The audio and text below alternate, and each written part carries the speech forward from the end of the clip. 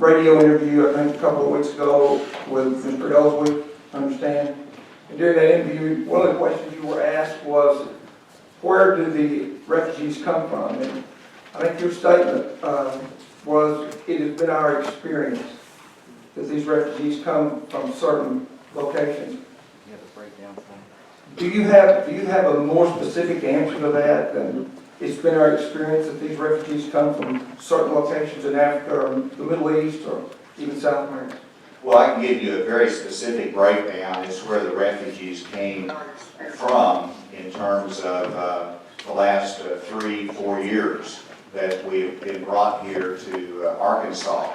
Now, the reason you look at 2020, you base it upon history as to where they come from, but I can't say for certain how many is going to come from the DRC, how many come from African nations, how many will come from Iraq, out of the less than 50 that will come here this next year.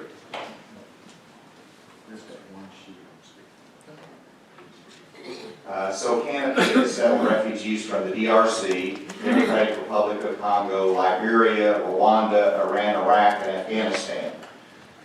And also we had some from Colombia. There's a sheet that has a specific number for each.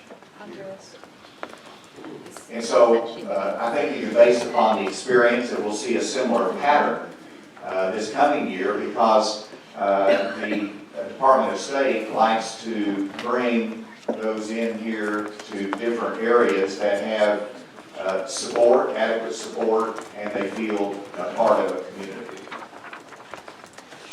So, and there's no, as far as the demographics of this group of 50 to 70 refugees, do you know what the demographics of that group is, who they're made up of? In regard to age, in regard to families, do those refugees have families that are already here? Because in most cases, many times refugees already have family and friends in the United States.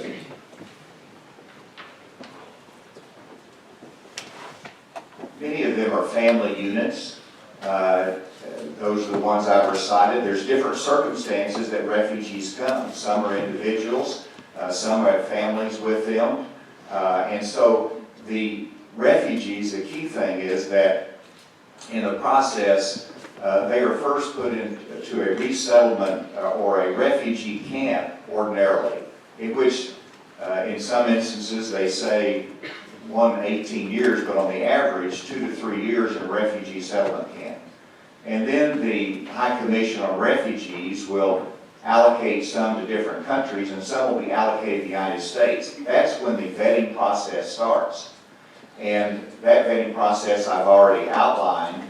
And then the Department of State, once they've been vetted, will determine where they have the best opportunity for success, so they will assign them to different states. And so I can't tell you who will be assigned to us this next year, but the Department of State has indicated to Canopy that it will be fewer than 50, and that we can be assured that they will come in a similar fashion as families, individuals that have been vetted in previous years.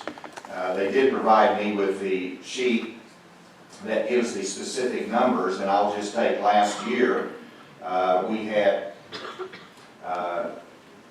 8 from Afghanistan, 5 from Liberia, 4 from Rwanda, 1 from Iraq, 1 from Iran, and then we had the rest, which looks like about 25 to 30 from the Democratic Republic of the Congo.